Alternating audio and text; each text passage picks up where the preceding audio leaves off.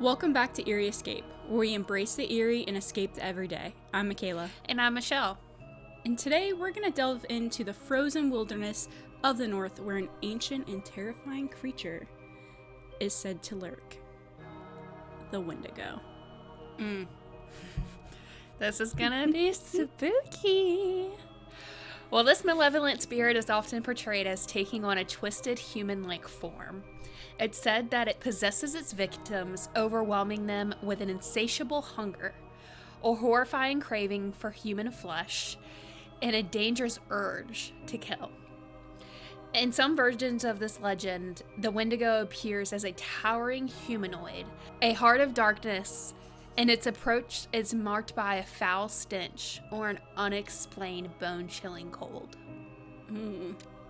That sounds horrifying. That's just bone-chilling right now. I'm like, yeah, no thanks. I would not want to see that in the woods at night. Especially, probably be, I don't know. I would probably not survive. Yeah, no. The Wendigo is more than just a story. It's the symbol of unending darkness and the primal fear of losing one's humanity. Join us as we explore the origins of the terrifying legend and uncover the reasons it continues to haunt our nightmares. Yeah, I think when I was, researching on this, it was, late at night, something that you're not really supposed to do. Wait, why can't you say the word instead of S-walkers? Because you're not supposed to say either one of these words, because when you do, it technically calls them in. Oh, okay, well... So don't be out there screaming the S word or the W word, okay? Well, I've never been afraid of a little bit of fun. Actually, I'd take that back. S-walkers, it is. Wendigos are often depicted as unnervingly thin, skeletal-like, I would say. Their skull and bones pressing against their ash-colored, mummified skin. Ugh. As if it's, barely contained to the skeletal frame. So just imagine, a big skeleton with just flesh just hanging off of it. And you're in the woods at night? No, thank you. I would probably be done right then and there. Yeah, and, the moonlight, coming through the trees, and you can, see the... the reflections through it from the moonlight. Ugh. Mm-mm. And there are different versions to the legend, but the Wendigo is a grotesque giant. So this is not something that's small or human sized. This is huge. Over 6, 7, 8 feet tall. Just ginormous in height-wise. And apparently... the bigger it is, the more victims it's consumed, I think. Mm-hmm. And it's also said to have, twisted, animal-like ears, antlers, that's the big one, or even, random horns just, sprouting from its head. So, the modern-day depiction is the goat-like skull. That's what they depict it as nowadays. Mm. But it's also... the eyes are one of the other main things, too. They're said to be glowing eyes. It literally looks like fire eyes. I've heard that. Or I've also heard they have yellow glowing eyes as well. So I guess it just depends. And its mouth is filled with jagged, razor-sharp teeth. Oh, fun. To eat all the flesh. And the air around it's obviously tainted by, a foul stench because... yeah. I mean, hello, it's dead, but... it's rotting meat. Rotting, yeah. Just eating all the flesh. Mm-mm. Mm. Mm-mm. That would make my stomach turn. I don't know what I would fear most, the stench or the actual sight of the thing itself. Probably, I mean, you're gonna smell it before you see it. Yeah.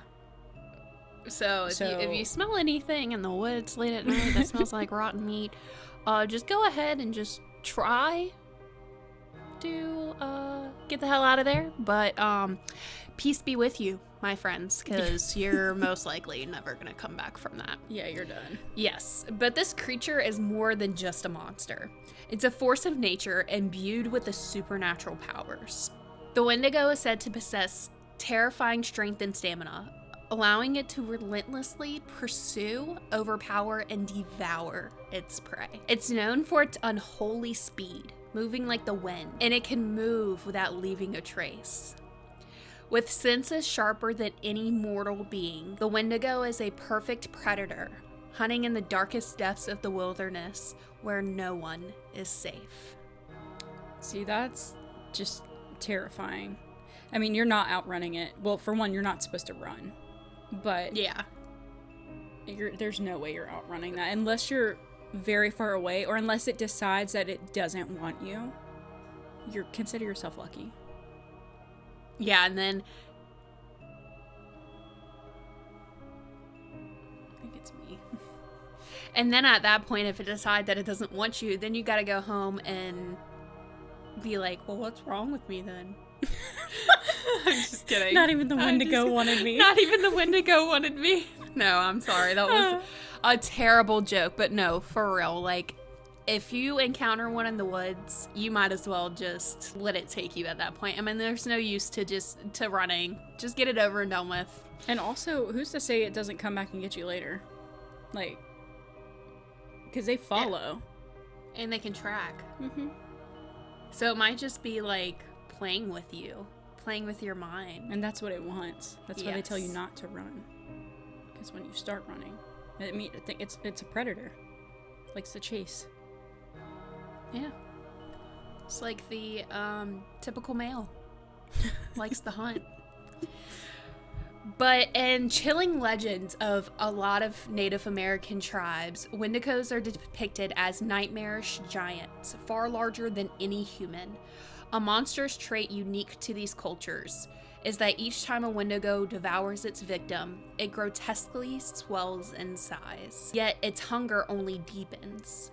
This appetite leaves the Wendigo in a horrific state, both monstrously gluttonous and terrifyingly emaciated, forever driven by a hunger that can never be satisfied. So just think of like hundreds and hundreds of years that these legends have been around. And imagine it only just being one Wendigo, like not multiple, just one. So it's like hundreds and hundreds of years of this one creature just doing this. And imagine it can be in one state one night and then be in a totally different state another night. That just shows like how quick it is. Definitely. So the Wendigo is more than just a creature. It's the embodiment of humanity's darkest impulses. Gluttony, greed, and unrestrained access. So no matter how many lives it consumes, its hunger is never quenched, leaving it in constant pursuit of new prey. But the horror doesn't end there. In some tales, the Wendigo remains its human intellect and speech, using these twisted remnants of humanity to taunt and terrorize its victims, similar to S-Walkers.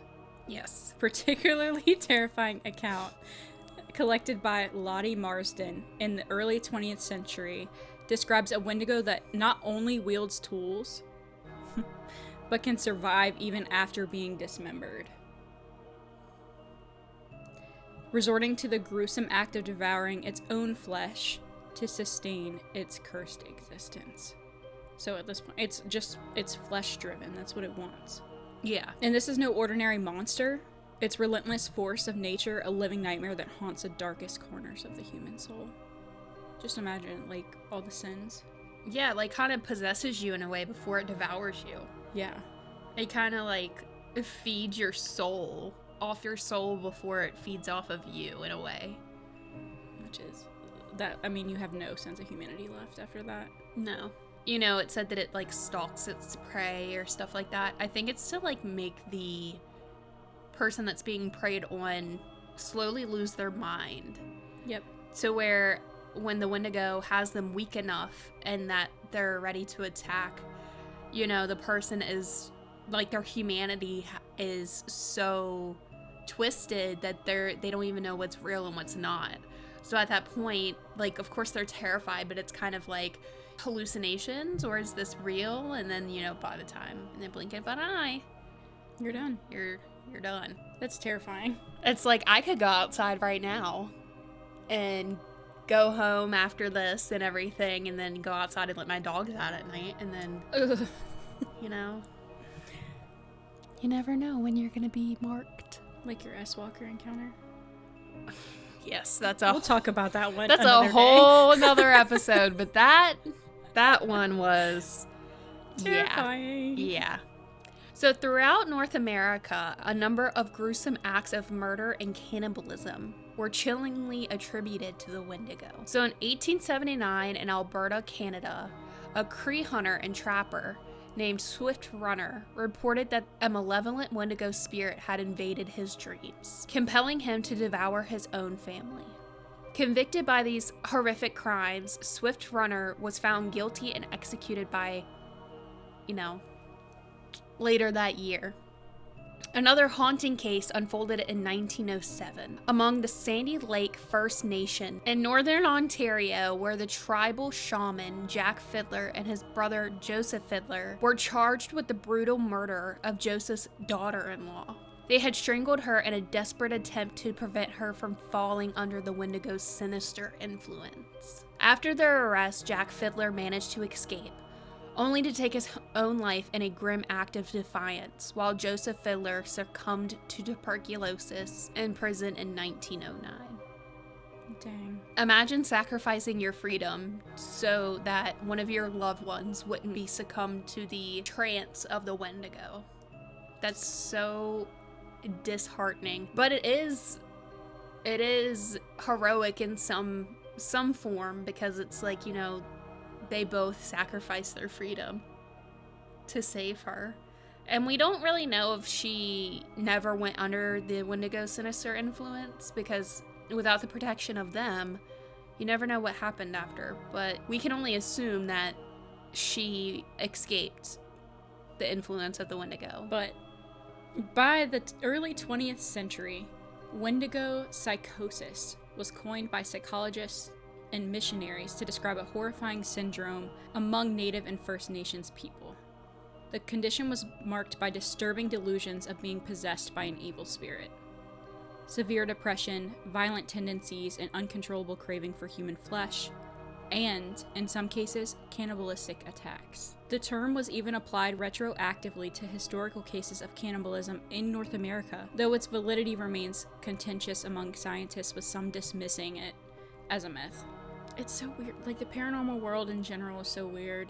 There's so many skeptics out there. So many. And then you have people that just refuse to even have an open mind to it. And then when it finally happens to their family, they're like almost baffled that they didn't believe it before, or that they still can't wrap their heads around it, and then they still deny, even though it's what it was. And if it's that bad, I mean, luckily nowadays we have a lot of paranormal research and things of that nature, but unless you've gone through it, like, you're never gonna truly understand.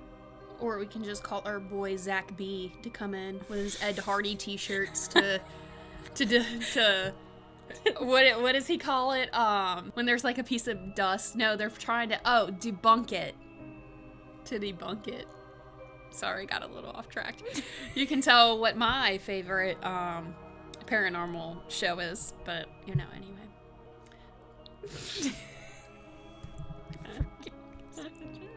Okay, so Wendigos are fearsome hunters, excelling both day and night.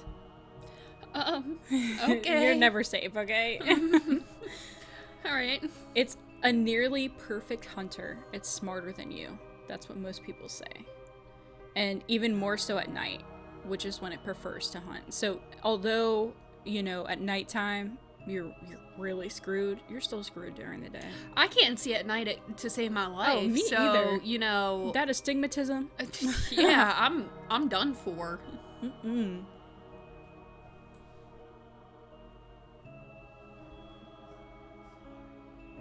Defeating a Wendigo in daylight is difficult, but it's virtually impossible at night. I mean, Oh, for sure. Why are you out in the woods at night anyway? To look. Because most of these people that are having these encounters, well, not most of them, but a majority of them nowadays are people that go out and look for it. Yeah, it's like the term curiosity killed the cat. Yep. Because that curiosity will be the end of you. But what's crazy is, despite their beastly appearance, the Wendigos possess a chilling level of intelligence. That their intelligence level is like through the roof. I mean, because think, if they've been around for hundreds and hundreds of years, one can only think that, you know, their intelligence is beyond the century. I mean, it literally is. They've had hundreds of years to perfect their hunt and their tracking and their ability to learn how humans move and operate and think and function. I mean, you're not outsmarting it, period. No. So these supernatural entities are embodiments of insatiable hunger and evil with immense strength, speed, and endurance. So they can tear through flesh so effortlessly and move so quickly that they're nearly invisible. So their wounds heal rapidly, except those caused by silver. So they're basically like a werewolf. The only way to harm them is with silver. But even if you do dismantle some part of it, it'll still come back. Yeah. All conventional weapons, guns, things of that nature, they're ineffective. Either way, like, weather isn't an issue for them. They thrive in harsh, cold climates. That's why they're mostly seen in Canada and, like, Minnesota and things like that. Yeah, like the upper north. So Wendigos have heightened senses, revealing the most predatory animals. They see in complete darkness, possibly with infrared vision. Their hearing is so acute that they can detect a victim's terrified heartbeat. They are armed with icicle-like claws and needle-sharp fangs, and Wendigos can disembowel or decapitate with ease. They possess the intelligence of a human and the stealth of a predator, stalking their victims silently until they choose to strike. Their most feared ability is the Wendigo fever, a curse that causes victims to experience a strange scent, nightmares, and excruciating pain, driving them into the forest in a frenzied state. That was just like what we were talking about earlier with like people basically losing their sanity and losing like their humanity, basically. The Wendigo also shares its kills with forest predators, and as it ages, it gains shamanistic powers, being able to control the weather, summoning storms, and condemning forest creatures. It literally is just like an S-Walker. Yeah, but they're very similar, but different. But with a witch, like witch abilities to be able to embody someone and take over. Yeah, because like with S-Walkers, they are shamans that have gone too dark, essentially, is what that is. Yeah. And then they were never a shaman per se. So now we're gonna get into some stories. Yeah, enough with the jibber jabber about it being terrifying. We're gonna read off some stories to you all, and we'd love to know what you guys think about them. Even though there's hundreds and hundreds of stories of the Wendigo out there for many, many, many years, we think that these couple that we're about to tell you are very unnerving. Pretty significant, yeah. Buckle in, grab your popcorn. Close your blinds, because if you open yourself up to subjectability, it might come your way. That's true.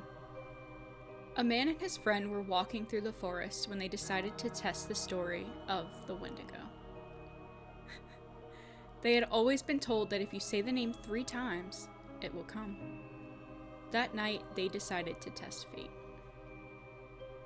One of them began the ritual, stating the names: Wendigo, Wendigo, Wendigo. They waited, but were left with silence.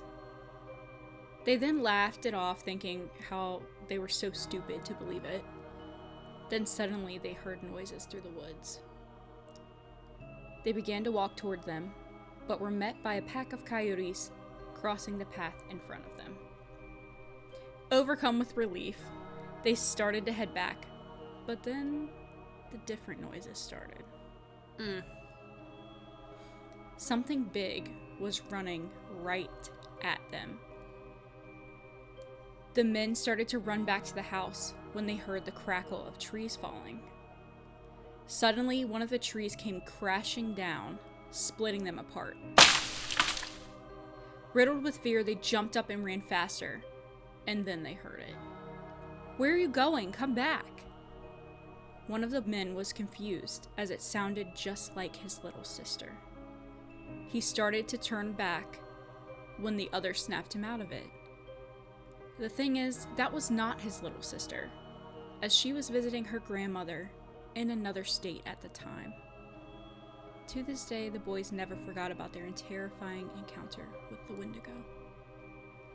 So that kind of reminds me of like an S-Walker, about how it can embody different like voices and stuff, and can like get in your mind. That's terrifying. Even though it's a very short story, it still like makes you think. All these rituals and urban legends and things like that, most people just go in and think, okay, it's a children's story. And for it to take something like your little sister, and in that moment you're so riddled with fear that you don't logically think about what's happening. No. So, and that's how they get you. But luckily for them, they survived. So, they won't ever forget it though. Yeah, I think also maybe because it was 2 of them instead of just one. Just one, because if it was just one, that would have been it. He might as well served himself up with some butter like he was a piece of toast. Or imagine if they didn't even know what a Wendigo was. Yeah, and went to go investigate. Yeah. Because I'm telling you, white people love to investigate creeks in the night. Every time. I can't even say I'm guilty. I do it. Now, it depends. Hear no evil. I'm gonna say it depends. Out of sight, out of mind. If I hear some crazy ass screaming in the middle of the woods, one, why am I in the middle of the woods at night? I would never be in the middle of the woods at night. I am damn sure not going towards it. No! I will be gone. Absolutely. And I don't run, but I would run. Oh, I'd be sprinting out of there real quick. I would crawl, sprint, scream, cry, throw up, poop, run it out of there. I would have the runs and be running away. So there's another little short story that we thought that was quite interesting to share. And one day a group of people went camping in a forest in Minnesota. And after they set up camp, they started telling ghost stories late at night. Eventually, one of them brought up the legend of the Wendigo. Their guide told them many stories he had heard through the years. So curiously, they decided to travel deeper into the woods the next day to see if they can find the creature. As dusk settled, they heard a strange, spine-tingling scream. It was like nothing they had heard before. But each one was overcome with dread. Suddenly, they looked and saw a tall skeletal figure with glowing eyes. The creature began to move with unnatural speed. The group took off running, and they eventually made it back to their campsite with the Wendigo right on its heels. So then, they sprinted back to their car and immediately sped off, leaving all of their belongings. Years and years later, each member is left with the haunting memory of the creature's glowing eyes. Just to be in the middle of the woods and have something with glowing eyes, that is like not a deer, not an owl, like with amber color glowing eyes that you can see without a flashlight. And it's slowly just like walking faster and faster and faster towards you. And it's like over 7 feet tall. Way over 7 feet tall. That is horrifying. And when we say it's like 7 feet tall, it's not like its neck that's 7 feet tall. It's its legs. Like its legs are long and its dismembered body and then its head. No thanks. I'm good. See, I've had an encounter with an S-Walker, which we will get into at a different time, but I've never had an encounter with a Wendigo. And now that I think about it, at my house I have a lot of woods and a creek, And sometimes, I'm not gonna lie, I'll be in the kitchen with the window open and I'll hear the crickets go and go and go. And then suddenly sometimes, everything just stops. And it's just quiet. For like 30 seconds. Mm-mm. And you know what I do? I freeze right then and there. I don't look out no windows. I don't try to go investigate nothing. And then it just starts back up and it's like a normal night. You get like this feeling of dread coming over you, and then you get all like hot and sweaty. And then it just comes back, and it's so weird, and I don't know what that is, and I've never tried to investigate what that is, but I don't know. It might be the Wendigo. I won't be coming over anymore. So, do you want to have a movie night? No thanks. I think that they have a movie called The Wendigo. They do. And it was back in 2010, and I've never seen it. I haven't seen it either. We should watch it. Yeah, in my creepy basement. The only Wendigo I watch is Wendigoon on YouTube. Wendigoon? Wendigoon is one of my favorite YouTubers. He's amazing. He's awesome. That's a great username. I love It that. is. You should see his logo and everything. It's sick. But anyways, Sorry about the babbling. As we wrap up today's chilling episode, the Wendigo looms as an utterly terrifying force. These predators are described as nearly perfect hunters, becoming even more deadly in the darkness. Their immense strength and speed make them nearly unstoppable, with only silver capable of wounding them. Armed with razor-sharp claws and fangs, and possessing a chilling intelligence, the Wendigo is a nightmarish entity.